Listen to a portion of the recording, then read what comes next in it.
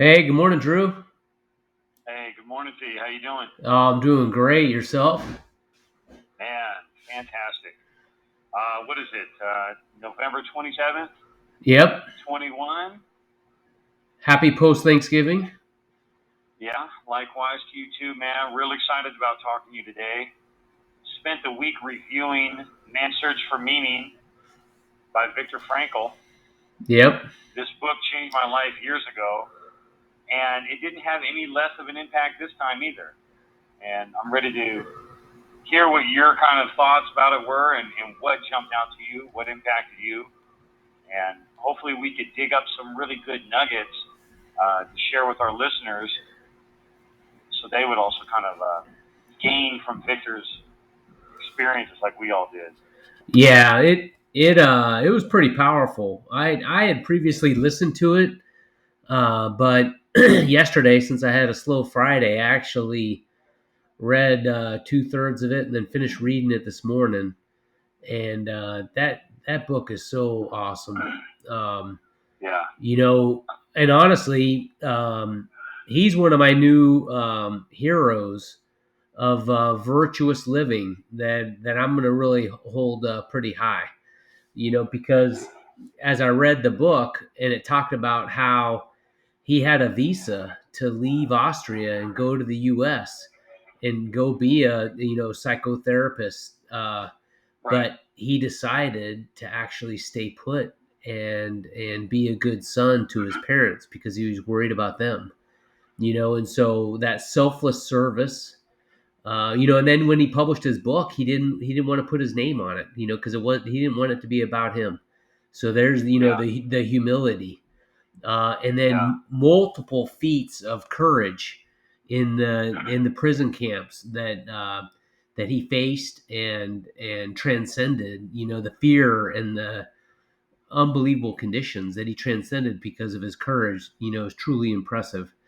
And then, finally, he was a loving man, not only as a son, but as a husband, but then also, as a psychotherapist in prisoner of war, in the prison camps, but then afterwards, he truly served, connected, and inspired fellow mankind, to this day. We're sitting here reading his, this great classic, and it really means a lot to me. So, anyways, there's my first takeaway. Is pretty impressive book. well, a lot of people came up to me while I was reading this book and were instantly intrigued by the title Man's Search for Meaning. Because in the prisoner's life, because of the mundane routine aspect of what it is to do time in prison, we are all searching for meaning. We're trying to find it somehow in digesting our past experiences and counterbalancing that with our future hopes. And in there, we're trying to sift through and try to find meaning for our life. What's amazing about Victor is, okay, his experiences were extraordinary, and it put such a perspective on me. We could walk around here and kind of be like, man, I'm in prison, been here for so long. Gosh, life is tough. you know, Yeah, Till you start to see what Viktor Frankl's going through, and I go, man, I'm living like a king. yeah, You know, yeah, I can never complain to somebody who had these life experiences or these prison camp experiences. And so it was just such a check in my spirit. And what just a blessed perspective. I'm ready to talk about a lot of different things that impacted me, but everybody's intrigued by it. And while I know his experiences gave him a sense of meaning, this book that he left with mankind, was great meaning. And you and I talked, and the reason why we're reading this book, and I want to reiterate for people, is that we had come up with the acronym SHEARS. And we felt like in SHEARS, that was life. The attainment of skills, supporting the skills with habits, giving yourself energy, developing an attitude, which draws relationships in your life, and ultimately that provides service. And we said above this are three other key metrics, which is love, joy, and fulfillment. And today we're talking about Viktor Frankl's book, Man's Search for Meaning, to emphasize the point of fulfillment. And it's ironic that a guy that seemed like he had everything stripped from his life ended up with a richer life. So that's some of my initial thoughts. Yeah. No, I think that's pretty good. It's really powerful. And I keep on wrestling. I kept on reiterating, on how he defined meaning. You know, uh, and he said there are three ways, right? He said you can, do that through work, and that's by creating something or doing good deeds. Also, you can get that through love, the act of caring for others, serving others. And then also the last piece is through courage, where you know embody virtuous living despite difficult times. And I think those are three amazing ways to draw meaning in your life. And when I thought about those, I thought about you, because you've carried around such a great attitude. You've pursued, developing, professional expertise. Working on plumbing. You also created great works of art. I got multiple pieces of woodwork here in my house, that you've created over time. But we've also fostered a fantastic relationship, as a fellow cousin. And despite all that suffering, you're like, nope, I'm gonna bear that burden, but I'm gonna make something of what I do have. And I think that's been pretty impressive example. Well, thank you for that. And that's, you have been a great inspiration for me since I was young, with you beginning your military career. But I just want to say, you never get to hear all my whining and complaining. I have many a decades of whining and complaining under my belt Yeah. too. As far as learning how to be good at something. We often console one another's. I just read that section in Victor's book this morning about the guy that had the dream. He has this dream that on March 30th he's going to be liberated. And if you pay attention to the words closely, you see that in his dream it said he would be liberated. And he interpreted that as everybody, the whole camp would be freed. Anyway, so Victor uses as an example of the impact of one, having hope, and then having your hopes dashed. Yep. And so, what is it? March 29th comes, and they said they get news from the war front, and it doesn't seem like they're going to be liberated. And the guy falls ill from typhus. And he died on March 30th, the day that in his dream, he felt his hope. So I'm going to be set free. We're going to be set free on March 30th. March 30th came and went, and he died on the 31st. And he was talking about when your hopes are crushed. On my necklace, the dog tag necklace that we both have, right? Yeah. On the back side is your military patch.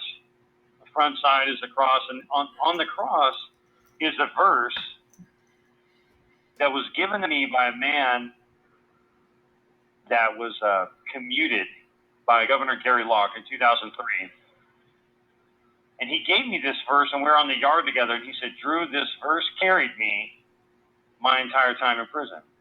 And it's Proverbs 13:12, and it reads, hope deferred makes the heart sick, but when the desire comes again, it is a tree of life.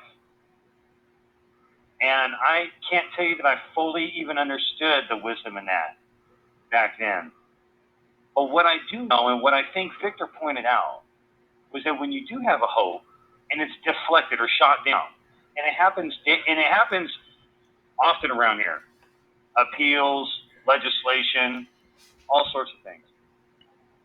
But there's an actual physical reaction when your mental, emotional, spiritual hope is crushed. And he was warning against it. He said, you got to hope, but you can't fix it on a certain date or time, because who knows what God will do or when or how he'll do it. You have to leave room for some ambiguity. And I just find that to be a really profound truth in our life. And the amazing thing is, the other half of that verse, it says, but when that hope returns again, it's a tree of life, which is a very deep, profound saying. Okay, go ahead.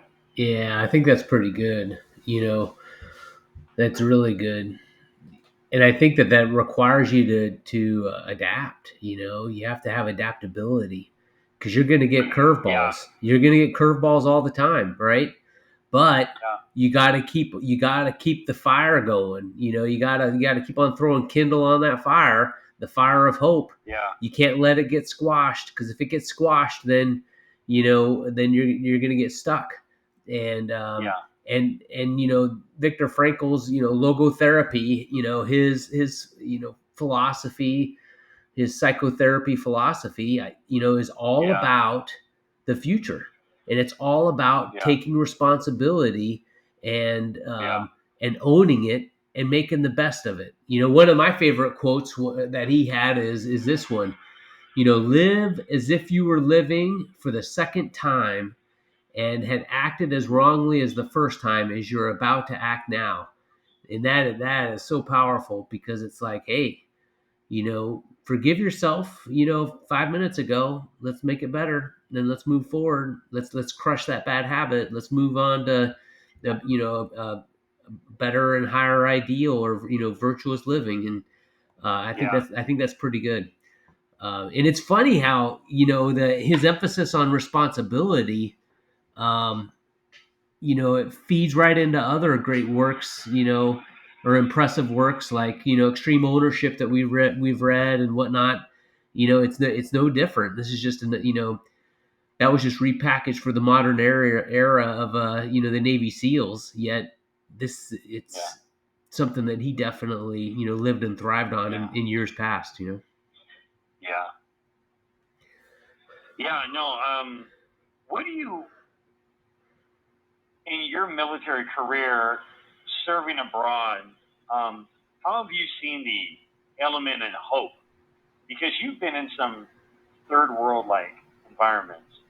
How have you seen hope be a key factor in people's survival, as much as nutrition and some of these, more common things? How have you seen that in your travels abroad with the military? Yeah, well, first, inside of the military community, it was important to not get too hung up on, like when you're going to return back from deployment, right? So similar, because you can get totally depressed when that date gets pushed back, or you get extended, or whatnot, So that is definitely an important, mental condition. You have to protect yourself. You have to be ready for those variances.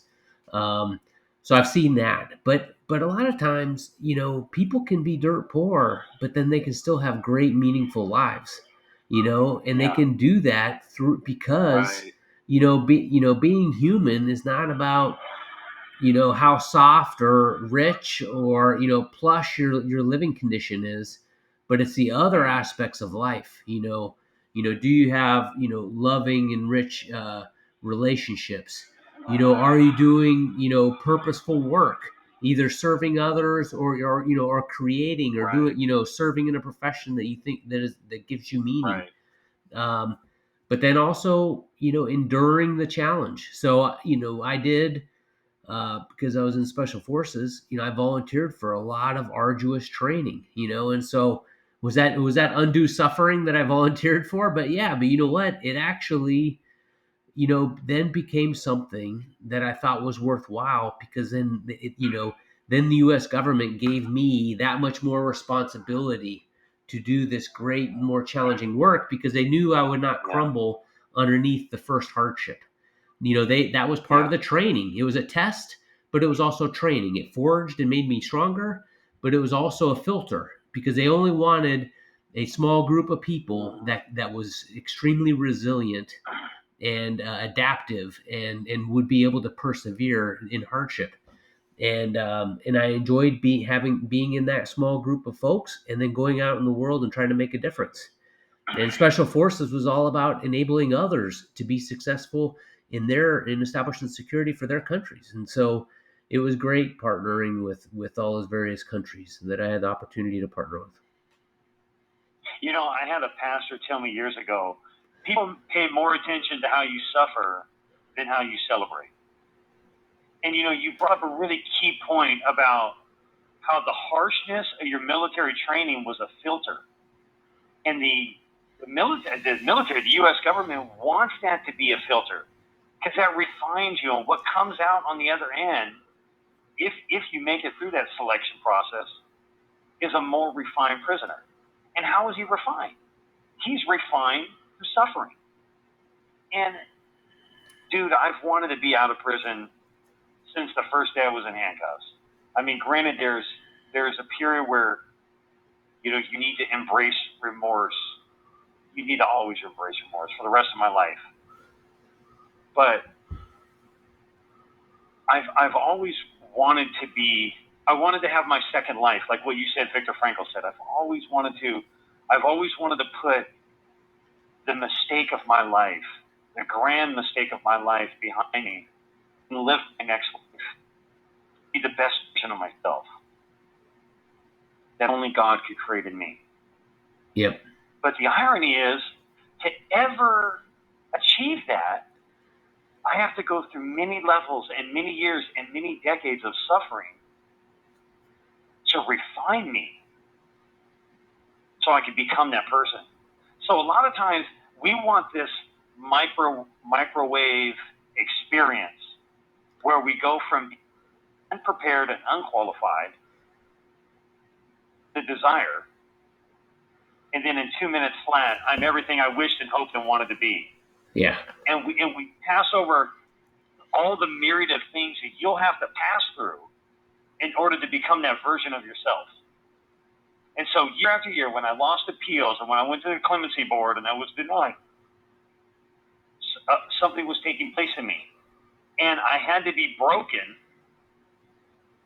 I had to have my hope deflected in order to get to that place of laying it all down, saying, God, you're in control.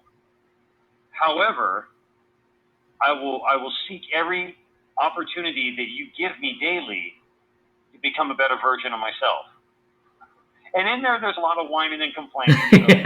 But ultimately, that's how you not only survive, but that's how you thrive in prison over decades. Yeah. Yeah. Yeah. I like that. Thrive, not just survive, right?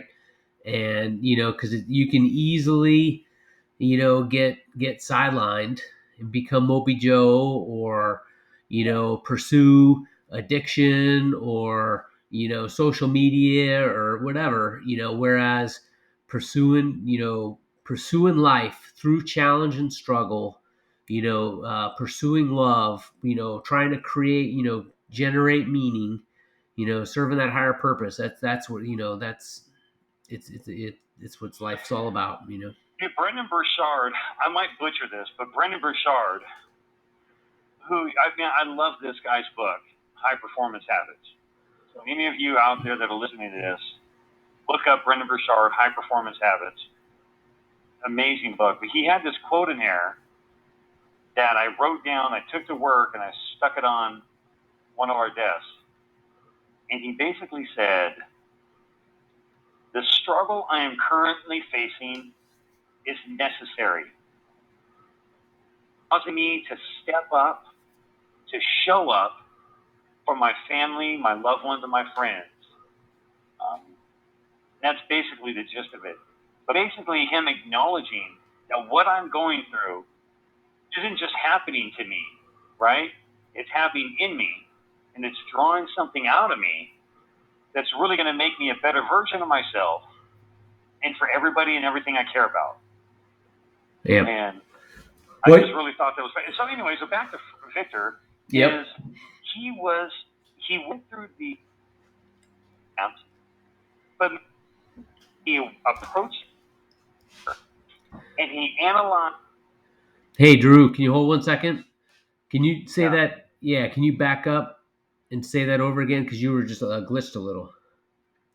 Okay. What part?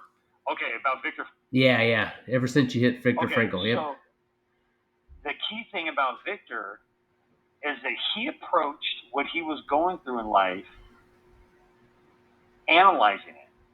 So he emotionally detached himself about what he was going through in the concentration camp in order to survive mentally and emotionally. Do things like a doctor. And he was analyzing the guards, and he was analyzing the other patients, and he was analyzing the other former prisoners. And it was shaping, and it helped him endure. Position. How you position yourself. Yep, You know, that last part was just a little garbled. And okay, so, it's about how you position. yeah, how you position yourself and how you're looking at the world, right? And how you're framing it. I think there was a quote in there that talked about, it's about the eye doctor, that's trying to enhance the eyeglasses and how you look at the world, Yeah, versus other aspects of how people examine things. But for one thing that I took away was Victor, taught me, maybe how I should go, through life and how I should execute target practice and how to live. And for me, yeah, that was how to aim for, because he said, hey, don't strive, strive for, happiness, or don't strive for meaning or success right off the bat, because the more you try to aim for that, the more you're going to miss. Instead, he said, hey, aim for values through deliberate behaviors, while listening to your conscious. And then what that'll do is that'll build the foundation, and then happiness, meaning, love, success will emerge out of that. And I thought that was pretty good. yeah. He said, don't be, too focused on things, because then it'll make it, go away. You need to, focus on the virtuous behaviors. And so Do you see that in everyday life a little bit? I do. And funny thing is in Honeywell, they have 8 behaviors that they actually assess everybody against, and it's that focus on the behaviors, and they describe those behaviors, virtuous, like really good behaviors. Hey, these are the good aspects, and Mm-hmm. and I think that they resonate with like the human condition, so they're truthful, they're good, um, and they're idealistic, they're almost like beautiful, right? That was another thing that Victor said, truth, beauty, and goodness. Those are 3 like desired attributes, right? So but Honeywell encourages people, and that's how we assess everybody on an annual basis, is how well you're exhibiting those behaviors. Because they know if people are behaving in that manner, it's going to translate into business excellence. And Mm-hmm. and I think that really resonates with me. When I came from special forces into Honeywell, and I read those behaviors, I'm like, it's almost, it was like it was just another perspective, it was another set of eyeglasses, but they were Yeah, similar eyeglasses that I'd been using in special forces, but they came about yeah, it in a different way, right? Those yeah, behaviors were, you had to have those behaviors to succeed through all the arduous training and yeah, challenges of military life. But they had distilled it down into these civilian words, which I immediately grabbed onto and adopted. I thought that was pretty interesting. yeah. I was just kind of scribbling in my journal here and kind of coming up with an idea, like, if I was going to take Victor's book and break it down to kind of like right here and maybe give to, okay, here now apply. Who has a why to live for can bear almost anyhow. It's Friedrich Nietzsche in that really became more famous than Nietzsche. So know your why, right? Would say is a kind of the question is to, what is driving you? What do you, and what is inside of you? So I think that's a why. What key thing in Victor you kind of took away? And you kind of already hit on a lot of it. Yeah,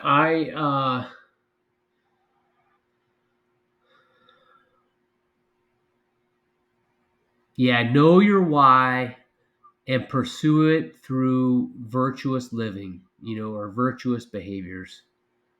Let me emphasize your point. Last night I was reading about.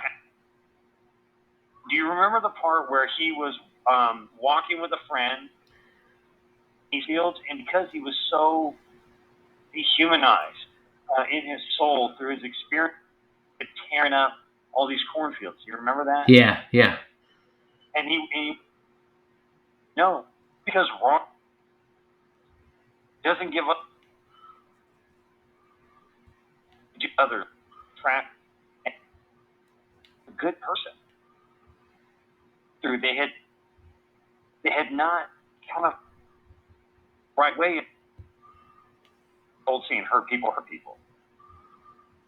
and so you was living that you story started his soul. So when he got out, things you got to watch out for is and disillusionment. You can end up being bitter, can end up disillusioned. And those two things can destroy you. Yep.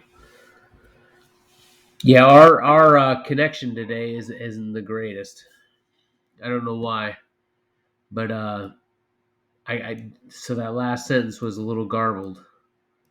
Okay, you can two detrimental things to the life of somebody surviving any struggle. Could be divorce, could be something with your health, prison, whatever it is bitterness. Yep. And disillusionment. Yeah, that's pretty good. Not hearing that word? Disillusionment. Yeah. Disillusionment. I don't know. Yeah, it's the counter of the hope, right? Or that's the antonym of hope. It made me get a better appreciation for the importance of hope, and you rekindled that the Psalm quote on my necklace, which I thought was pretty cool. It actually, after reading this book and then looking at that Psalm, as you talked through that earlier today, that made me realize the significance of what that means, and I could see it through the story that Frankl just told. Yeah, pretty powerful. Yeah. Well, good talk, man. I want to encourage everybody to go ahead and check out this book, Man's Search for Meaning. I think it's a good read. I think kids in high school should read it. It should definitely be on your 100 books to read in your lifetime. Yep. And I also want to just thank people for tuning in, subscribing. And I just want to encourage you guys that we want to hear from you. So utilize that comment section and share your thoughts with us or any questions you might have. And we'd like to talk about it here with you and hear from you. So thank you for being with us during this. Hey, Drew, great to hear from you today. And I look forward to the next book we tackle. But this one was definitely a great one, like you highlighted, and one I'm never going to forget. And Viktor Frankl is going to be, one of my top 10, virtuous heroes that I'll aspire to be like here in the future. All right. I love you, man. Hey, I love you too. Day. Take care, my friend. All right. Bye. Bye-bye.